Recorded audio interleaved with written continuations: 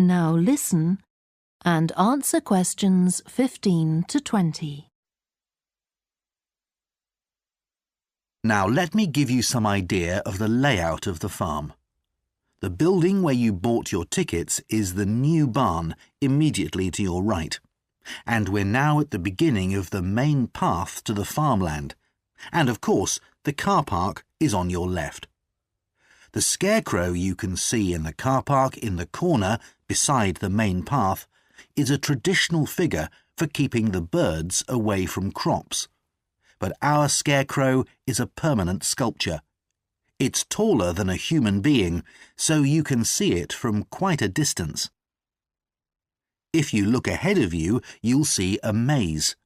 It's opposite the new barn, beside the side path that branches off to the right, just over there. The maze is made out of hedges which are too tall for young children to see over them, but it's quite small, so you can't get lost in it. Now, can you see the bridge crossing the fish pool further up the main path? If you want to go to the cafe, go towards the bridge and turn right just before it. Walk along the side path and the cafe's on the first bend you come to. The building was originally the schoolhouse, and it's well over 100 years old. As you may know, we run skills workshops here, where you can learn traditional crafts like woodwork and basket making. You can see examples of the work and talk to someone about the courses in the Black Barn. If you take the side path to the right, here, just by the new barn, you'll come to the Black Barn, just where the path first bends. Now, I mustn't forget to tell you about picnicking, as I can see some of you have brought your lunch with you. You can picnic in the field, though do clear up behind you, of course. Or if you'd prefer a covered picnic area, there's one near the farmyard, just after you cross the bridge. There's a covered picnic spot on the right.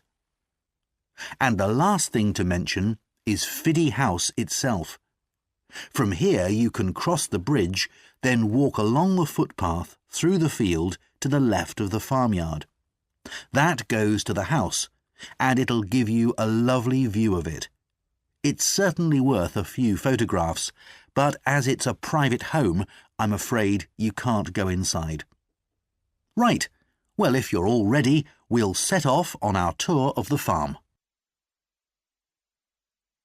Before you hear the rest of the talk, you have some time to look at questions 17 to 20.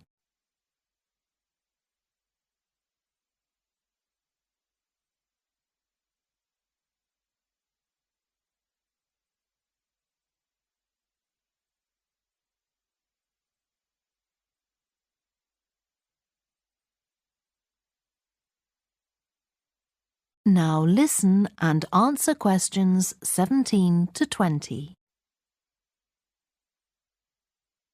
Now, a word about the layout of the building. The auditorium, stage and dressing rooms for the actors are all below ground level. Here on the ground floor, we have most of the rooms that the public doesn't see. The majority are internal, so they have windows in the roof to light them. Standing here in the foyer, you're probably wondering why the box office isn't here, where the public would expect to find it. Well, you might have noticed it on your way in. Although it's part of this building, it's next door, with a separate entrance from the road.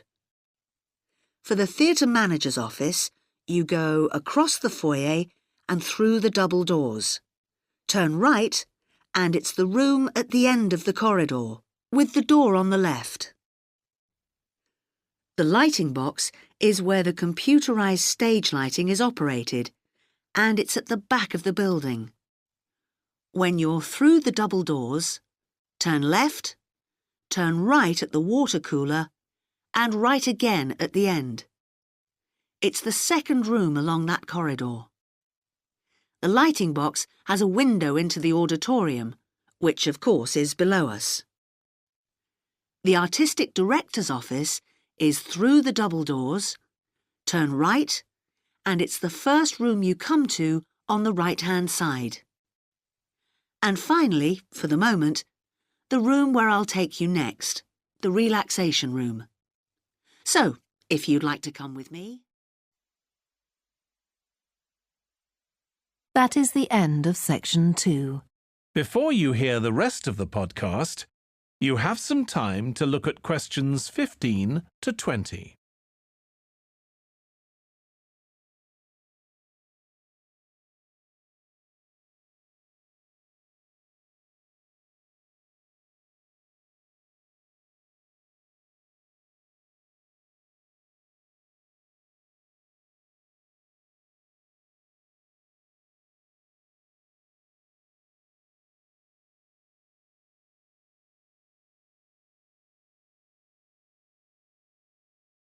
Now listen and answer questions 15 to 20. The sheep market is one of the main centres for art and history in the whole of the country. If you look at our map, you'll see some of the main attractions there. Most visitors start from Crawley Road at the bottom of the map. The Reynolds House is one of the oldest houses in the city and is open to the public. It's on the north side of Crawley Road, next to the footpath that leads to the public gardens. The area is particularly interesting for its unusual sculptures. The thumb is just what its name suggests, but it's about 10 metres high. You'll see it on Hill Road, across the road from the bank.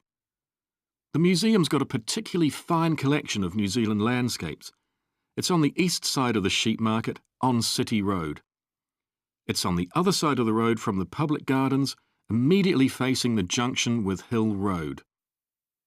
The Contemporary Art Gallery is on a little road that leads off Station Square, not far from the public gardens. The road ends at the gallery. It doesn't go anywhere else.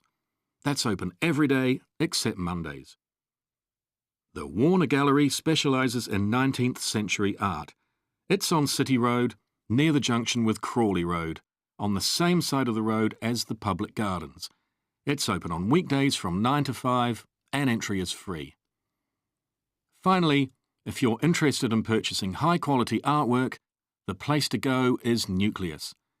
You need to go from Crawley Road up through Station Square and east along Hill Road until you get to a small winding road turning off.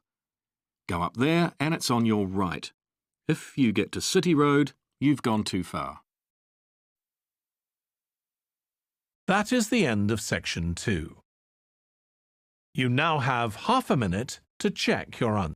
Before you hear the rest of the talk, you have some time to look at questions 14 to 20.